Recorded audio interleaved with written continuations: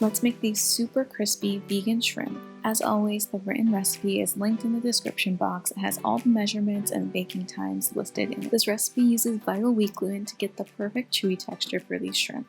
You'll start by mixing together vital wheat gluten, salt, pepper, paprika, and everything bagel seasoning, as well as some shredded nori, which adds some really subtle seafoody taste. You'll mix all that up and then make a well in the center for the liquid ingredients.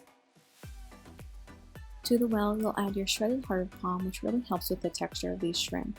You'll also add in some soy sauce and the brine from the can of the heart of palm. It should form a somewhat scraggly dough, and then you're going to use your hands to gently knead it until it comes together into a moist ball.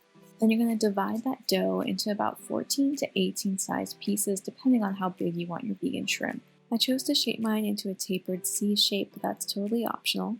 The next step is to bread the shrimp, so you're going to mix together some flaxseed and dairy-free milk to form a vegan egg. Put them lightly in cornstarch and then dip them into that vegan egg mixture. Roll them into panko so they're evenly coated. If the panko isn't sticking, you can dip it back into that milky egg mixture and then re-roll it into the panko. This recipe can be baked, air-fried, or fried on the stovetop. If you're baking or air-frying, make sure you brush the shrimp with oil. You can skip this, but it really does help make them extra crispy and golden brown. All of the baking times and temperatures are in the recipe card on my blog.